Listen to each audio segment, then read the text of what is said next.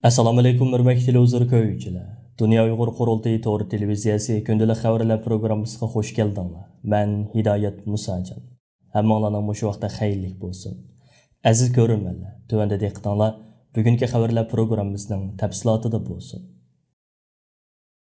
Dünya Uyghur Qurultayının rəisi Dolqun Eysa başçılığındakı Qurultay heyətinin 22 fevral günü İrlandiyada hökumət əməldarları və parlament əzaları bilan keng dairədə uçuruş elib berişi və İrlandiya Kengash palatasında Uyğur irqi qırğınçılığı haqqında guvohlik berişi Xitoy hökumətinin qattiq narazılığını qozğadı. Şu günü Xitoyning İrlandiyadagi bosh elchixonasi İrlandiya hökumətiga norozilik notisi topshirib, Xitoyga qarshi bölgünçü təşkilat bo'lgan Dünya Uyğur Qurultayı xodimlarining İrlandiya hökumət əməldarları bilan ko'rishganligini qattiq ayiblaymiz deb bildirdi. Xitoy elchixonasi bu munosabat bilan muxbirlarga bergan bayonotida Dünya Uyghur Qurultayı bo'lsa Jongoga qarshi kuchlarga ruhini sotgan sepi o'zidan bo'lguncha radikal tashkilot bo'lib, ular uzun mezgillardan buyon Xinjiang haqida yolg'on ig'vo tarqitib, radikal ideyani targ'ib qilib, zo'ravon bo'lguncha harakatlarga qudratqo'liq qilib keldi. Dünya Uyghur Qurultayining raisi Dolqun Eysa bo'lsa, Jongo chegarasi ichida bir qator zo'ravon terrorlik delolarini va ig'ir jinoyat voqealarini sodir qilgan terrorchi unsurdan iborat deb chalvo qildi. Xitoy elchixonasi bayonotida yana Xinjiang masalasi aslo kishilik huquq,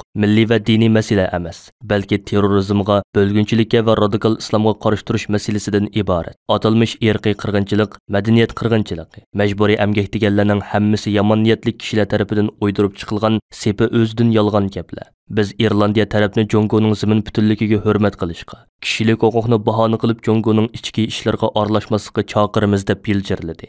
Xitoy tarafining bu xil o'ktamligi Dolqun Eysa apandi bilan uchirish elib borgan İrlandiya hukumat amaldorlari va parlament a'zolarining kuchli g'azabini qo'zg'adi. İrlandiya tashqi ishlar ministrligi Xitoyning yuqorqi bayonotiga darhol javob qaytarib, biz Uyg'urlar duch kelayotgan fojialik reallikni Xitoy hukumati bilan bo'lgan suhbatda davomli ta'kidlaymiz. Chunki kishilik huquq masalalari har qachon İrlandiya tashqi siyosatining muhim mazmuni deb ko'rsatdi. Dünya Uyg'ur Qurultayining arzi bilan 2020-yili Londonda qurilgan Uyg'ur sud kollegiyasining 2021-yili 9-dekabr kuni e'lon qilgan Xitoyning Uyg'urlar ustidan yurgizayotgan qilmishlarining irqiy qirg'inchilik va insoniyatga qarshi jinoyat ekanligi haqidagi hukmnomasi İrlandiya Kengash palatasida 10-fevral kuni muzokaraga qo'yilgan va mazkur hukmnomani e'tirof qilish haqida maxsus qaror qabul qilingan edi. Mazkur qarorning qabul qilinishi uchun kuch sarf qilgan parlament a'zolariga minnatdorlik bildirish va Uyg'ur irqiy qirg'inchiligining İrlandiya parlamentida rasmiy qabul qilinishini qo'lga keltirish, İrlandiya parlamentida Uyg'ur do'stlik guruhining qurilishini qo'lga keltirish maqsadida 20 fevral İrlandiyaning poytaxti Dublin shahriga yetib kelgan Dünya Uyg'ur Qurultayining raisi Dolqun Eysa, Qurultay yoshlar komitetining mudiri Erkin Zunun va Qurultay ayollar komitetining mudiri Zumratay Erkinlardan tashkil topgan Qurultay hay'ati 22 fevral kuni avval İrlandiya hukumat binosida İrlandiya hukumatining va İrlandiya tashqi ishlar ministrligining ba'zi yuqori darajalik amaldorlari bilan maxsus ko'rish elib berib, ularga Xitoy hokimiyatining xalqaro jamoatchilikning shuncha kuchli noroziligiga qaramasdan Sharq Turkistonda hozirma ham jiddiy yo'lga qo'yayotgan irqiy qirg'inchilik siyosati, jazo lagerlari va majburiy emgak tuzumi, shundaqli insoniyatga qarshi jinoiy qilmishlari haqida ma'lumot berish bilan birga Xitoyning irqiy qirg'inchilik va insoniyatga qarshi jinoyatining Londonda qurilgan Uyg'ur sud kollegiyasi tarafidan ko'p taraflamalik dalil isbotlar orqali qonuniy asosda rasmiy dalillab chiqilganligini, hozirga qadar Amerika tashqi ishlar ministrligining, Kanada, Angliya, Belgiya, Gollandiya, Fransiya, Chexiya, Litva parlamentlarining Uyg'ur irqiy qirg'inchiligini qabul qilib maxsus qaror qabul qilganligini, Yevropa ittifoqi va Amerika hukumatining irqiy qirg'inchilik va majburiy emgak sababli Xitoyning hukumat amaldorlariga va Xitoy shirkatlariga qarata jazo va embargo tuzumlarini yo'lga qo'yganligini xotirlatib o'tdi va İrlandiya hukumatining ulardan ulgi ilib Xitoyga qarata jiddiy jazo va embargo tuzumlarini yo'lga qo'yishini umid qiladiganligini bildirishdi. Shu kuni tushdan keyin Dolqun Eysa boshchiligidagi Qurultay hay'ati İrlandiya Kengash palatasini ziyorat qilib, İrlandiya Kengash palatasining raisi Mark Daly boshchiligidagi ko'plagan palata a'zolari bilan ko'rishib suhbat elib bordi va Kengash palatasida Uyg'ur irqiy qirg'inchiligi haqida maxsus guvohlik berdi. Dolqun Eysa apandi boshchiligidagi Qurultay hay'ati İrlandiya Kengash palatasi binosiga yetib kelganda Uyg'ur sud kollegiyasining hukmnomasini qabul qilish haqida qaror loyihasi hozirlab chiqishda va uni Kengash palatasiga qabul qildirishda boshlamchilik rolini o'ynagan Kengash palata a'zolaridan Michael McDowell, Victor Boyhan, Grit Kroghill, Şorun Köygün, Melkul Barayn qatarlıq 6 nəfər palata əzası parlament binası aldığı çıxıb qurultay həyətini qızğın kütüb aldı. Ularning bu xil oliy janoblığı və kəmtərliki Dolqun Aysa əpəndim və onun həmralarini çoğunqur təsirləndirdi. Dolqun Aysa əpəndi parlamentdə qılğan sözüdə İrlandiya Kengash palatasının Xitayning şuncha kuchlik besimiga və narazılıqlarga pisand qilmasdan Uyğur sud kollegiyasining hukmnomasini e'tirof qilish haqida qaror qabul qilganligidek jasur və haqqoniy harakatiga butun Sharq Turkiston xalqi nomidan cheksiz minnatdorlik bildiradiganligini ifoda qilish bilan birga Xitoyning Sharq Turkistonda Uyg'urlarni asos qilgan xalqlarga qarata yurgizayotgan irqiy qirg'inchilik va insoniyatga qarshi jinoyatlarining hozirmi ham uzluksiz davom qilayotganligini ba'zi dalil isbotlar bilan ta'kidlab o'tish bilan birga Irlandiya parlamentining Uyg'ur irqiy qirg'inchiligini ma'qullab rasmiy qaror chiqarishini umid qiladiganligini ifoda qildi. Dolqun Aysa apandi boshchiligidagi qurultay hay'ati yana Irlandiya Kengash palatasining raisi Mark Daly va boshqa palata a'zolari bilan ilib borgan ayrim ko'rish jarayonida yana Irlandiya parlamentida Uyg'ur do'stlik guruhini qurib chiqish masalasi haqida maxsus muzokara ilib bordi. Dolqun Aysa apandi boshchiligidagi qurultay hay'atining Irlandiya ilib borgan 3 kunlik rasmiy ziyorati bugun, ya'ni 23 fevral kuni oxirlashadi. Amerika Avam palatasining raisi Nancy Pelosi xonim boshchiligidagi hay'at 21 fevral dushanba kuni Angliyada rasmiy ziyorati bo'lgan edi. Diqqat qo'zg'aydigan Avam palata raisi Nancy Pelosi xonim Angliyadagi bu bir kunlik ziyoratida Xitoy hukumatining kishilik huquqi qilayotgan ziyonkashligini muhim tema qilgan. Nancy Pelosi xonim 21 fevral dushanba kuni Dunyo Uyg'ur qurultiyi London ishxonasining direktori Rahima Mahmud xonim, Hong Konglik o'quvchilar harakati rahbarlarining biri Nathan Lau va Xitoy hukumati tarafidan tutqun qilingan Shvetsiya fuqaroligidagi o'qituvchi yozuvchi, kitob Boris Guyminxayning qizi Angela Guylarni Amerikaning Londondagi bosh elchixonasida qabul qilib samimiy suhbatda bo'lgan. Rahima xonim suhbatida nuqtali holda Angliya hukumatining Uyg'urlar masalasida texi yetarli darajada uyg'onmayotganligini, Uyg'urlarga qilinayotgan zulmni texicha irqiy qirg'inchilik deb to'namaganligini bayon qilgan. Rahima xonim bu sababli Amerikaning Angliyaga ta'sir ko'rsatib, Angliyaning bu zulmni irqiy qirg'inchilik deb to'nishi, Amerika ma'qullagan Uyg'ur majburiy amgikiga qarshi turish qonuniga o'xshash qonunlarning Angliyada ma'qullanishi uchun turtki bo'lishini talab qilgan. Rahima xonimning aytishicha, u Amerika Uyg'urlar uchun nima qilib beralaydi degan savolga javob berganda, xatar ostidagi davlatlarda yashayotgan Uyg'urlarni Amerikadagi bexatar davlatlarga o'tkazish masalasi Uyg'urlarni eng taqozo qilayotgan masalalarning biri degan. Avam palata raisi Nancy Pelosi xonim Twitter'dagi hisobida Angliyadagi Uyg'ur va Hong Konglik vakillar bilan o'tkazgan suhbatini e'lon qilgan bo'lib, u Twitterda mundaq degan: O'zundan buyon Xitoy Xalq Jumhuriyatining kishilik huquq tafsandachiligiga qarshi kurash qilgan bir rahbar bo'lish sifatim bilan men Nathan Lau, Rahima Mahmud va Angela Guyga o'xshash erkinlik, kishilik huquq va qonun bilan idora qilish huquqi kurashchilari bilan uchrashganligimdan xursand bo'ldim.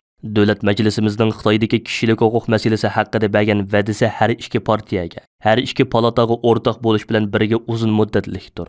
Ma'lum bo'lishi, Nancy Pelosi xonim uchrashuv jarayonida Rahima xonimga Amerikaning Uyg'ur masalasiga davomli ko'ngil biladiganligi va xizmatlarini davom qiladiganligini ta'kidlagan ekan.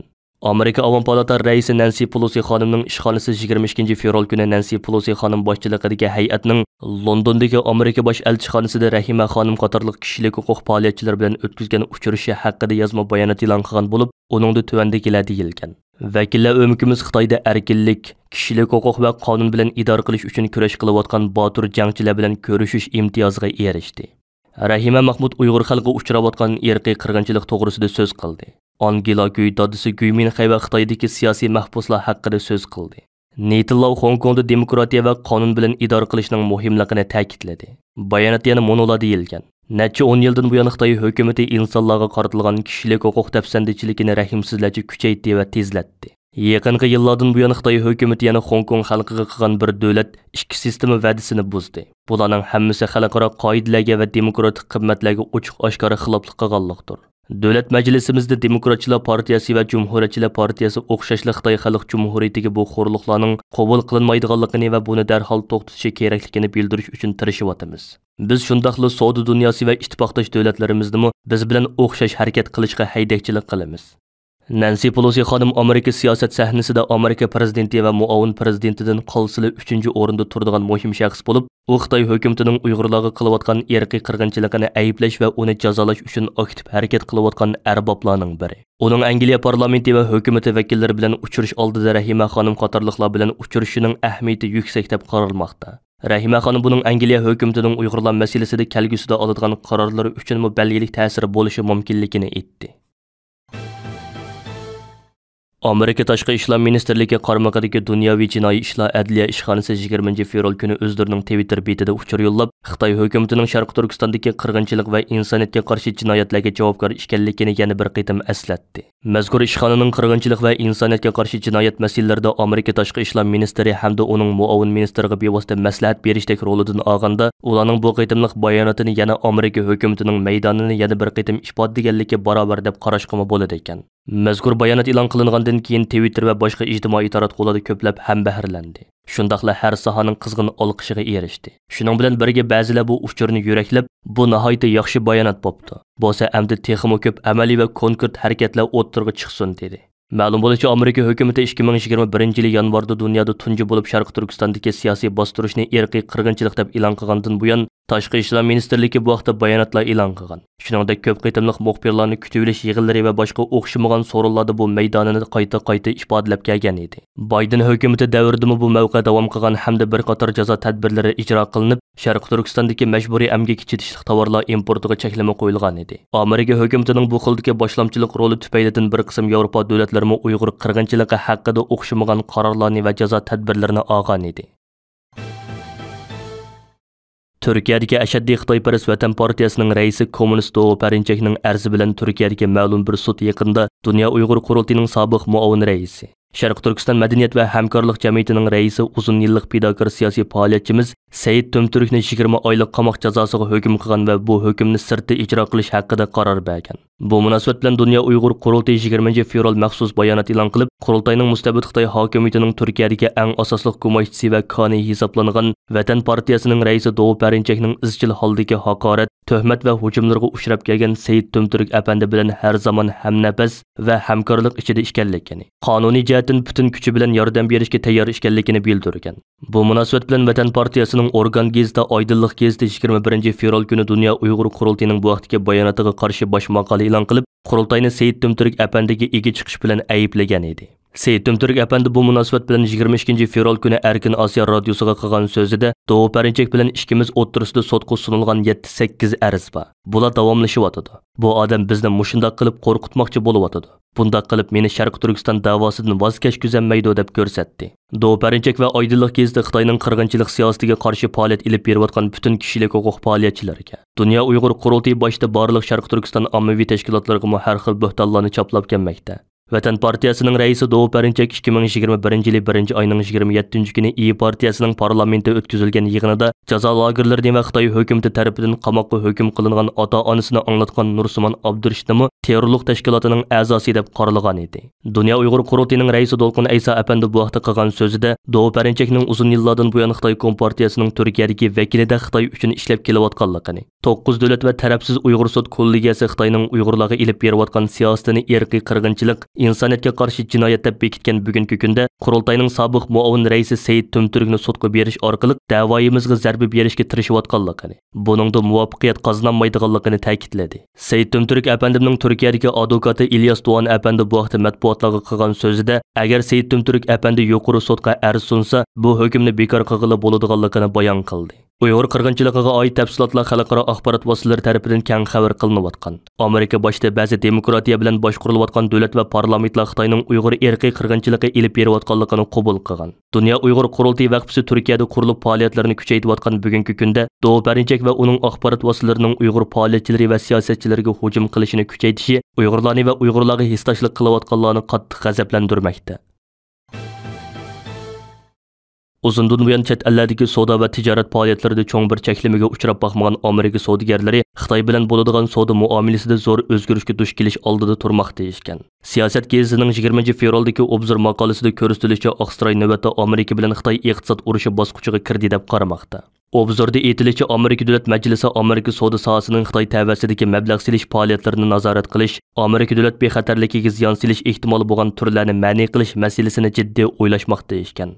Oqsaroy bo'lsa Amerika tavalligidagi mablag' orqali Xitoyda ish boshlamoqchi bo'layotgan texnika shirkatlarini tekshirish, navbatdagi qora tizimlikni Xitoy harbiy sistemasi bilan aloqasi bo'lgan barliq shirkatlarga kengaytirish to'g'risida bir ijroiyat buyrug'i chiqarish oldida ekan. Obzorda aytilishicha, bu ikki tur rasmiy ijro qilinsa o'tganda Amerika bilan Xitoy o'rtasidagi jiddiylik iqtisod sohasida eng yuqori pallaga yetadi ekan. Amerika Kengash palatasining a'zosi Bob Casey bu vaqtda so'z qilib, biz hozir iqtisod urushi bosqichiga o'tdik. Meningcha biz endi buningdan 15-20 yil ilgari hech qanday vahim yemagan ishlarni qaytadan ko'zdan kechirib chiqishimiz lozim degan. Hurmatli ko'ruvchilar, yuqorida Dunyo Uyg'ur qurultayi to'g'ri televiziyasi kundalik xabarlar programmasida diqqatingizga sundiq. Keyin qitimliq programmamizni ko'rishaylik. Ko'rishga omon bo'lgaysizlar. Xayr xo'sh.